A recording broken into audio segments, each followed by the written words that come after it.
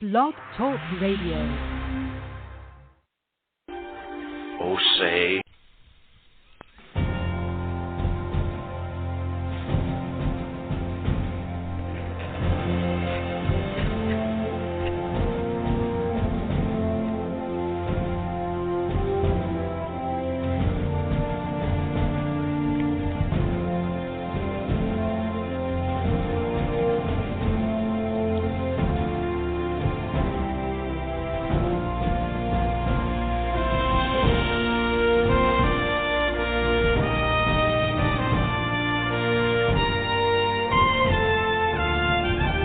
Welcome, ladies and gentlemen, to the Medlock Post radio show. This is where we educate, entertain, enlighten, and empower. The views and opinions on the Medlock Post radio show are those of the host and guests. They are not necessarily the views and opinions of Blog Talk Radio, Spreaker.com, its corporations, affiliates, or any other podcast streaming services. Thank you for joining the show today, and here is your host, Richard G. Medlock.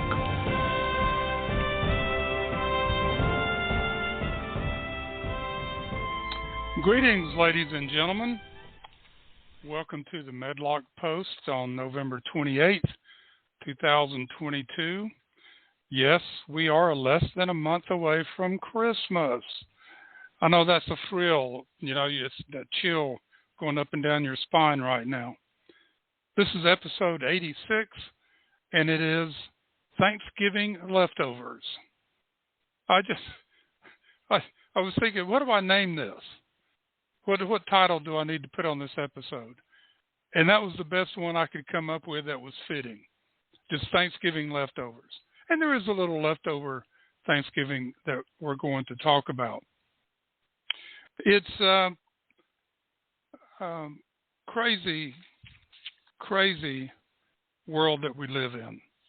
And we're going to spend some more time talking about that world in the future. And there are two sides to that world, two sides. And we're going to break that down for you so that as we go forward, you can understand there are two sides that are taking place in the world right now and have always been that way.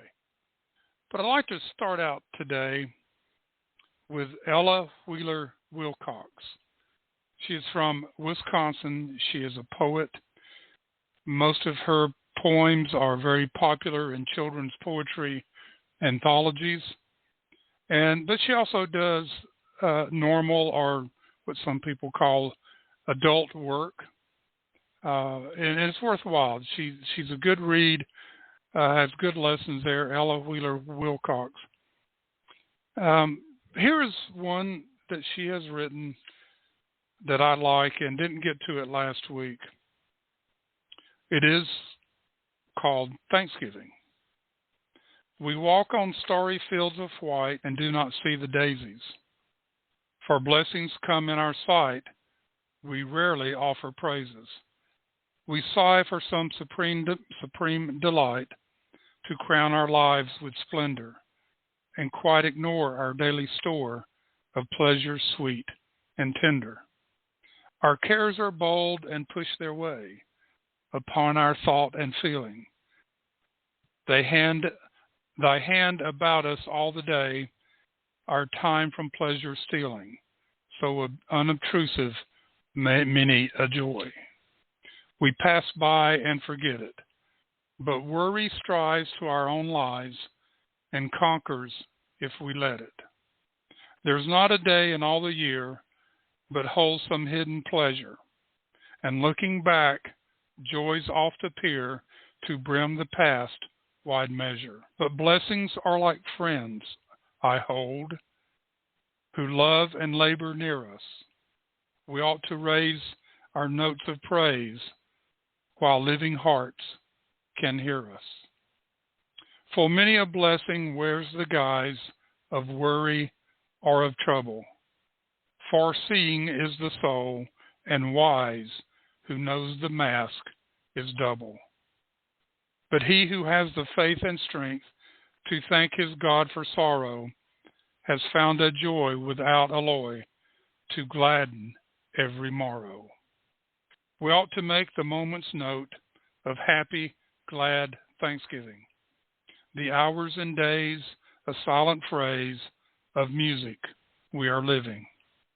And so the theme should swell and grow as weeks and months pass o'er us, and rise sublime at this good time, a grand Thanksgiving chorus. Ella Wheeler Wilcox. It's a beautiful poem, and it really covers everything. And also the blessings of not only the good things, but she says to thank his God for sorrow, because it is there, it's part of this life.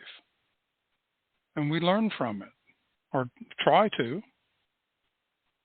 All right, ladies and gentlemen, last week, our family spent the Thanksgiving week traveling, staying in hotels and eating in restaurants and shopping and all sorts of things.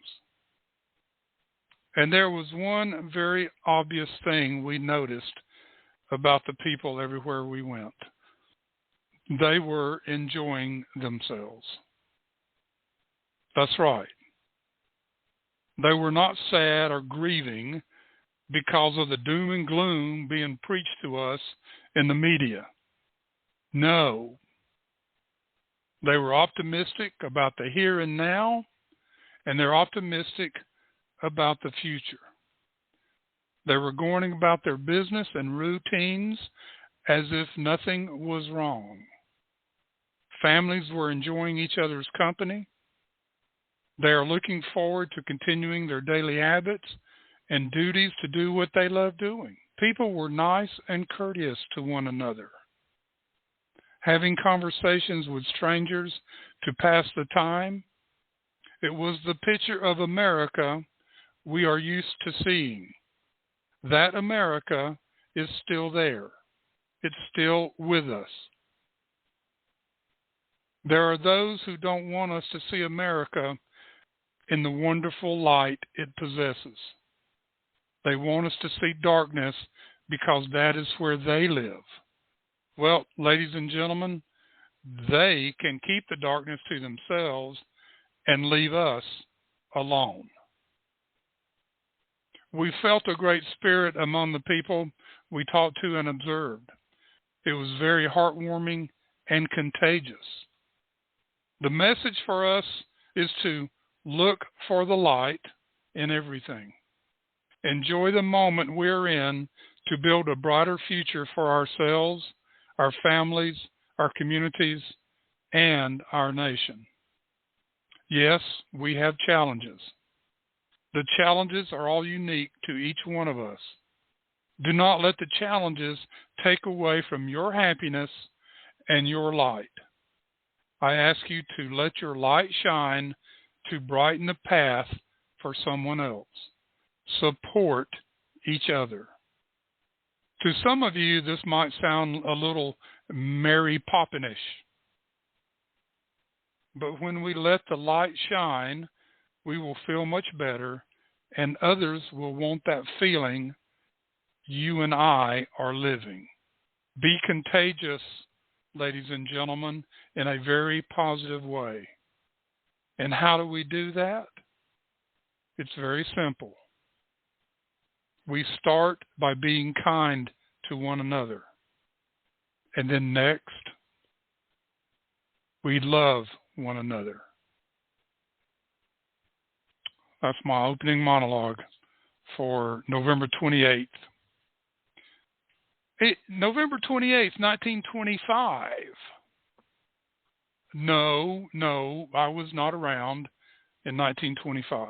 But on today's date, in 1925, on WSM Radio in Nashville, Tennessee, the Grand Ole Opry had their initial broadcast. They kicked it off. In 2004, they received the award for the longest running radio program. And it still continues today. It originally started as the Barn Dance. There was a program out of Chicago, radio station in Chicago, called the Chicago Barn Dance. It became very popular. And in Nashville, they said, we want to do that too. And they called it Barn Dance, later changed it to the Grand Ole Opry. Now, it's interesting. I like to tell this story because growing up, when I stayed at my grandparents, the Medlocks, on Saturday evening, we watched the Grand Ole Opry on TV, black and white, way back in those days. Okay, when I spent Saturday night at my grandmother Moore's, my mother's side, we watched Lawrence Welk. So, and then at our house, it would go back and forth. So I grew up on both spectrums of music. And then on Sundays, we listened to classical music. So that was my music background. All right, ladies and gentlemen, thank you for your support, your interest in the program. You can contact me at medlockpost@gmail.com, and I do get suggestions and questions and comments. I appreciate it. Our founding fathers created a system through inspiration that we still have today. It's just trying to be pushed into the closet. And there are many of us that are fighting against that. We're pushing back on that. The one thing they talked about a lot, and I did an episode on this, was the founding fathers and how they understood the role of religion in our country. Now, I'm not going to rehash that, but I want to read Alex de Tocqueville. He came from France to study America. Wrote a great book about America. You should read it. And two great observations here. The role of the churches to perpetuate the social and political culture of the United States provoked the following comment from Alex de Tocqueville, quote, "The Americans combine the notions of Christianity and of liberty so intimately in their minds that it is impossible to make them conceive the one without the other. I have known of societies formed by Americans to send out ministers of the gospel into the new Western states, to found schools and churches there, lest religion should be allowed to die away in those remote settlements and the rising states be less fitted to enjoy free institutions than the people from whom they came," unquote. So he's saying here, Christianity, the Judeo-Christian values that the country was founded on, and liberty are so intertwined you can't conceive one without the other. And we should continue doing that as we go forth. Well, you and I both know that's under attack. De Tocqueville discovered that while the clergy felt it would be demeaning to their profession to become involved in partisan politics, they nevertheless believed implicitly in their duty to keep a message of religious principles and moral values flowing out to the people as the best safeguard for America's freedom and political security. And many of us still believe that today. As a matter of fact, the majority of Americans do believe that. De Tocqueville quoted this. He wrote this, quote, "I sought for the greatness and genius of America in her commodious harbors and her ample rivers, and it was not there. In her fertile fields and boundless prairies, and it was not there. in her rich mines and her vast world commerce, and it was not there. Not until I went into the churches of America and heard her pulpits aflame with righteousness did I understand the secret of her genius and power. America is great because she is good, and if America ever ceases to be good, America will cease to be great, unquote. These are prophetic words from Alexis de Tocqueville, words that we should know, understand, and apply to our lives. We all know religious freedom is under attack in many different ways, not only in the United States, but around the world. The founding fathers wanted all religions, it didn't matter what it was, to have the freedom to exercise and worship according to the dictates of your own conscience. They put Bibles into the schools, not to convert people to any specific religion, but to help the children learn values from Christianity and from Judaism, to learn the values therein. That's what that was about. Now, this is something from April of 2015, and it's entitled Gut Check Time on Religious Freedom.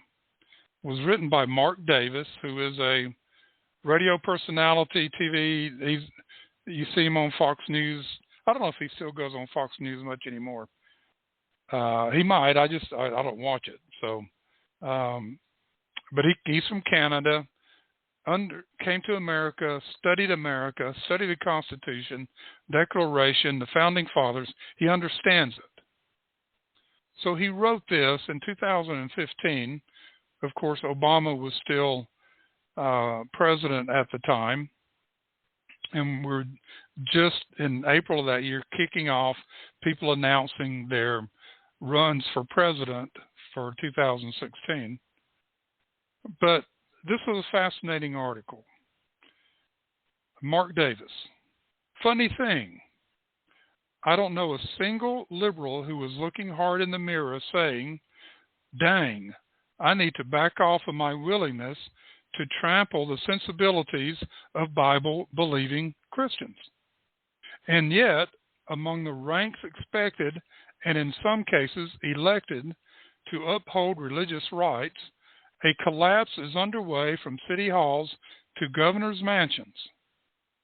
For a couple of days, some leaders were bold enough to back legislation that would thwart the modern fad of smearing faith-based policies as bigotry. But upon feeling the sting of media scolding and sensing the public releasing its gripe on such values, or its grip on such values, spines are softening and the flags of surrender are waving. And why not? For years, conservatives have been told to shut up about those pesky social issues, stick to Obamacare and spending, and if something blows up somewhere, maybe fighting global terror. But those uphill battles of protecting the unborn, fending off an even more stoned America, upholding the special nature of man-woman marriage, how does the warning go? Those aren't winners. And they're still preaching that. Those aren't winners. Stay away from the social issues. And the Republicans have done a pretty good job of staying away from them. Back to Mark Davis. Again, this is 2015. So how is our silence working out for everybody? We are in the 5th decade of open season on the unborn. States barely blink at legalizing more intoxicants. And a battle for gay rights has morphed into an assault on anyone refusing to yield under the jackboots of forced unanimity. Unanimity. I'll get it. There you go. Remember that we are no longer talking about conservatives sticking up for heterosexual marriage. It is now all we can do to stick up for those who dare to do so within the constitutionally protected realm of their business practices. The left, so fond of falsely accusing others of forcing views on them, now demonstrably coerces its will on the tiny handful of wedding service providers who would rather not participate in ceremonies antithetical to their sincerely held beliefs. Now, ladies and gentlemen, this is back at a time in 2015 when wedding services and others, we'll get to those, were being sued for refusing service. You know, the attack on those trying to uphold values was horrible. So the GOP turned to trying to defend them instead of being part of them to fight for the rights that the Constitution gives us. That God gives us and the Constitution is to protect. If a full-throated debate were staging in the wings, this is back to Mark Davis, it could be an energizing opportunity to settle in for another in the continuing series of battles over basic rights. Conservatives have seemed more energetic of late in resisting to oppressions of Obamacare, the suffocation of current spending levels, even the evils of global jihad. But the armies of false equality are winning because opponents are backing down. Is it fear of being labeled homophobic? Is it fear of being on the wrong side of history? Is it fear of losing the next election? Whatever the source of fear, it must be overcome, replaced with a concern that is genuine. The fate that awaits us when hooligans complete their raid on religious freedoms. It is important to note that the vast majority of these stormtroopers are not gay. Most of the gay folks I know are conservative. So I am not surprised to find them willing to actually allow the occasional wedding-based business to follow its conscience. But they tell me that the average gay American does not lie awake at night longing for bake shops and photographers to be dragged into occasions they are not enthused about. The most numerous culprits here are thoroughly straight liberals who smell blood in the water, the blood of a wounded biblical ethos in a fallen nation. Let me read that again. The most numerous culprits here are thoroughly straight liberals who smell blood in the water, the blood of a wounded biblical ethos in a fallen nation. Ladies and gentlemen, that's a powerful statement, telling it like it is. We do have, part of our nation is fallen. Remember earlier I said we're going to be talking about there are two sides? Yep, he's doing it here. Back to Mark Davis. The scent enthralls them as they move toward the ultimate goal, far beyond defeating traditional values at the ballot box or in polls. The destination will be reached with scriptural views whose views are not just rare, but criminalized. The destination will be reached when scriptural views are not just rare, but criminalized. So what Mark is saying here is, can become criminal to worship God. That's what he's referring to here, folks. Back to Mark Davis. Critics of religious freedom statues have noticed a selective attention to gay issues. I do not notice these bakers and photographers balking at weddings between people married for the fourth time, one told me. This is actually a worthy point. Here's a worthy reply. If they did, I would support them. An objection rooted in Judeo-Christian scripture deserves to be respected, as do objections based in the holy teachings of other faiths. No Muslim or kosher butcher should be forced to provide pork for my Texas barbecue. I could not envision clamoring for meat equality, scolding such businesses. Debate is a wonderful sound. The political back and forth over how much to spend, what to do about borders, and how or whether to fight terrorism features all sides coming into the arena with differing views, born of varying perspectives and experience. But the hysterical attack on religious freedom statutes is an execrably campaign of lies for the supposition of a bigoted motive to the denial of a First Amendment right to establish business policies based on faith. And Hobby Lobby was in this mix too. And so were the churches. They're being attacked. Back to Mark Davis. That is troubling enough.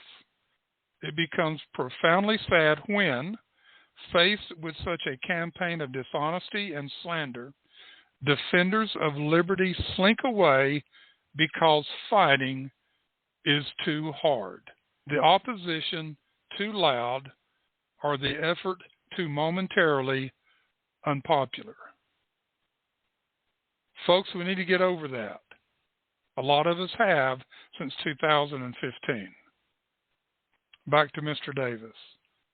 It is tempting, but a bit glib, to refer to these oppressors as something like equality Nazis. Better to recall the era of the real Nazis when German theologian Martin Niemöller issued a warning against apathy that has been famously distilled into the following timeless verse. First, they came for the socialist, and I did not speak out because I was not a socialist. Then they came for the trade unionist, and I did not speak out because I was not a trade unionist. Then they came for the Jews, and I did not speak out because I was not a Jew. Then they came for me, and there was no one left to speak for me. Ladies and gentlemen, stand up and speak up and do something.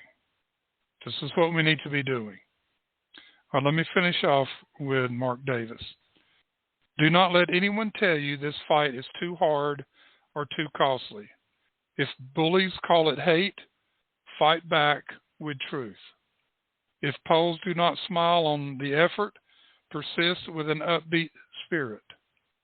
If analysts fret that we may lose voters because of the current blow of the wind, remember that if we cave on basic rights, we don't deserve votes from anyone. Mark Davis, his article from April 2015, and it was gut check time for religious freedom. Matter of fact, ladies and gentlemen, it's gut check time for a lot of things in America. You have to do this on an individual basis as a family. One by one, we need to do this gut check. Do we want to fight the good fight, or do we want to cower in a corner and let the bullies move on? And that's what they are, is bullies. They want to beat you down. It's called tyranny, folks. It's called totalitarianism, and it's called Marxism. That's all those things are, is bullies. Now, let's kind of add to this. This is from a speech by Bruce R. McConkie. Now, this is in the 70s. He was a religious leader.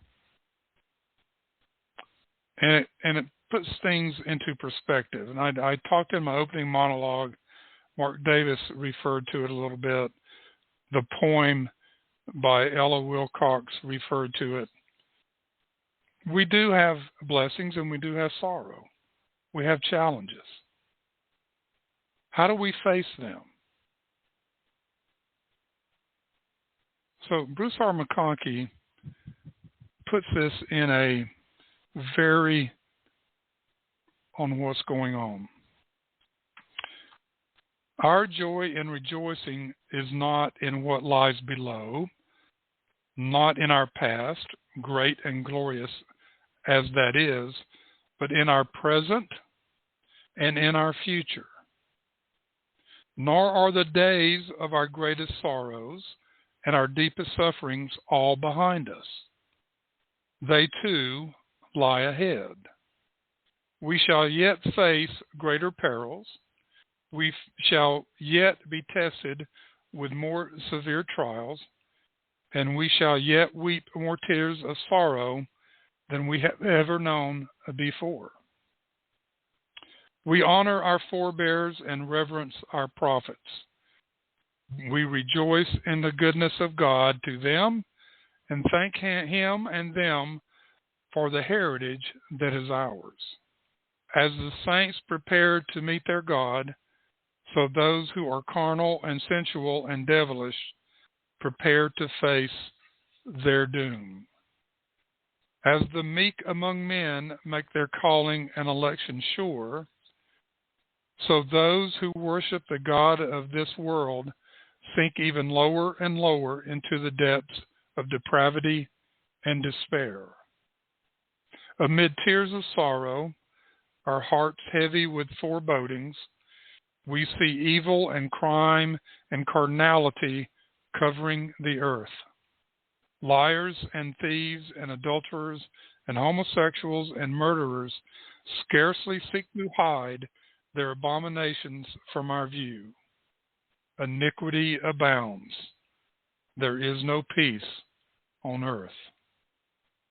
We see evil forces everywhere uniting to destroy the family, to ridicule morality and decency, to glorify all that is lewd and base. We see wars and plagues and pestilence. Nations rise and fall. Blood and carnage and death are everywhere. Gadianton robbers fill the judgment seats in many nations. And evil power seeks to overthrow the freedom of all nations and countries. Satan reigns in the hearts of men. It is the great day of his power. But amid it all, the work of the Lord rolls on. The gospel is preached and the witness is borne. The elect of God forsake the traditions of their fathers and the ways of the world. The kingdom grows and prospers, for the Lord is with his people. Unquote. That was Bruce R. McConkie from, I think it was 1974. I have to look up the date. I've kind of laid out a picture for everyone today to put things into perspective. The good, the evil, they both still exist. They still are at war one with another. They have been since Adam and Eve and will continue until Christ returns, or whatever you feel in your religion will be the end of days. Perspective here. What is our perspective? Where do we get our perspective? Do we get it from the Bible, from the Quran, the Torah? Where do we get it? Or do we get our perspectives from the mainstream media and politicians, from universities? That's the ways of the world. Judeo-Christian values are the way that the founding fathers knew and lived at the time and knew that a righteous and moral society or people was the only thing that would keep America safe. Those principles in the Constitution are for us to protect, as well as it is there to protect our God-given rights. Let me finish with this little saying. It's anonymous. Train your mind to see the good in everything. Positivity is a choice, ladies and gentlemen. The happiness of your life depends on the quality of your thoughts. And remember, being positive doesn't mean ignoring the negative. It means overcoming the negative. That is our purpose, folks. Make that a goal, a daily goal to overcome the negative in our life. Listen, I know people, when they walk in the room, the lights dim. They're just negative people. You go up and say, hey, how you doing? Well, yeah, they just start moaning and groaning. People like that. But we still be kind to them. We give them a lending ear, a listening ear, and we try to lift them up. But they've decided in their life they want to be a complainer. They want to be mopey and whiny. That's their decision. All we can do is be kind to them. Overcome the negative. Think positive thoughts. Think good thoughts. This is how we overcome what's going on in the world today and in America. We think positive.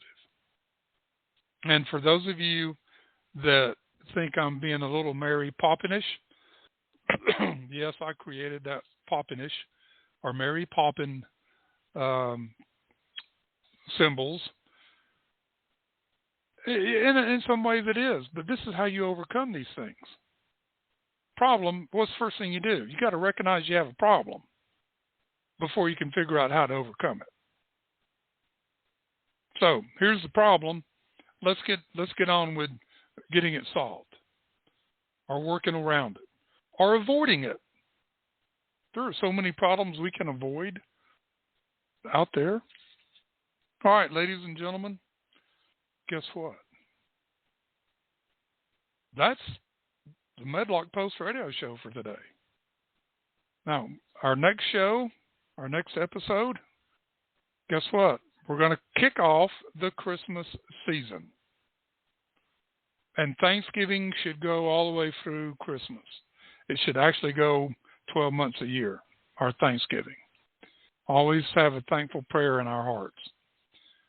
So our next program, we will kick off Christmas.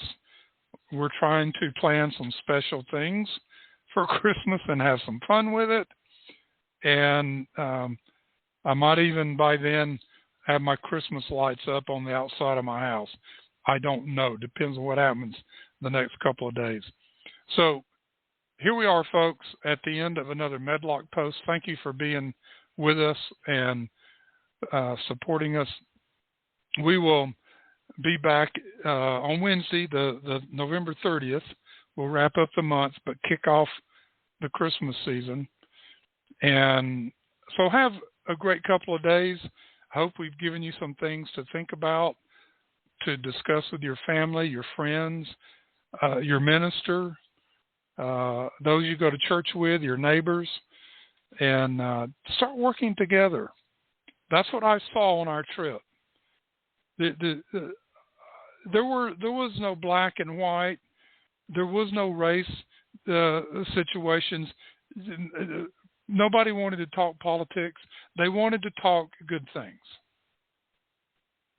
They wanted to enjoy themselves. And that was a beautiful sight to see, and that's the America that we need. We need to bring that back.